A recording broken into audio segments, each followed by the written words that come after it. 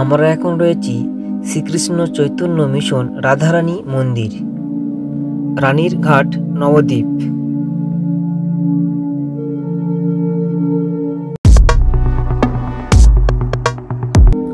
High বন্ধুরা, Tapas travel live চ্যানেলের পক্ষ থেকে আপনাদেরকে জানাই স্বাগত।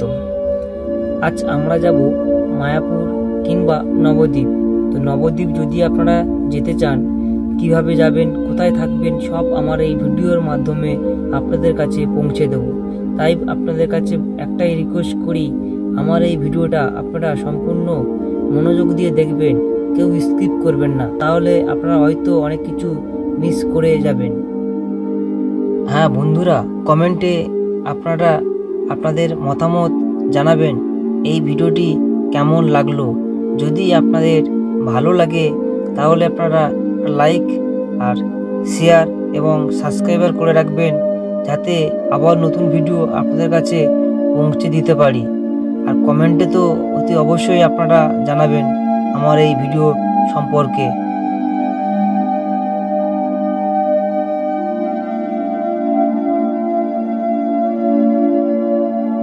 আপনারা যদি কলকাতা থেকে গাড়ি নিয়ে আসেন তাহলে আপনাদের দুটো রুট বলে দেবো।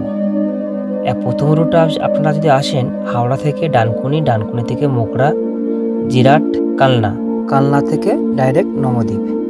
আপনাদের সময় লাগবে 3 ঘন্টা 54 মিনিট, কিলোমিটার 142।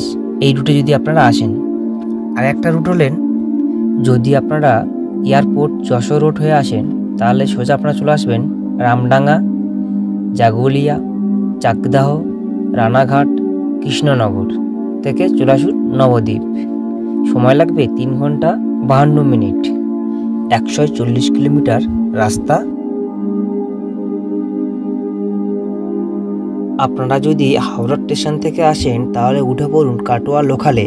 পার হেড ভাড়া পড়বে আপনাদের 25 টাকা। গন্তব্যস্থল হলো বিষ্ণুপ্রিয়া হল। ওখান থেকে ব্যাকে এসে আপনারা দেখবেন অনেক টোটো দাঁড়িয়ে আছে। টোটোতে উঠবেন, ভাড়া নেবে 10 টাকা। আপনাদেরকে নামিয়ে দেবে গঙ্গার ঘাটে। আর যদি আপনারা শিয়ালদহ থেকে আসেন তাহলে কৃষ্ণনগর লোকালে উঠবেন। কৃষ্ণনগর স্টেশনে নেমে কৃষ্ণনগর স্টেশন থেকে মায়াপুর ফেরিঘাট কিভাবে যাবেন, প্রথমেই আপনারা পেয়ে যাবেন টোটো। তারপরেই একটু এগিয়ে গেলেই আপনারা পেয়ে যাবেন অটো স্ট্যান্ড। অটো ভাড়া পড়বে আপনাদের পার হেড 25 টাকা। নামিয়ে দেবে মায়াপুর ফেরিঘাট।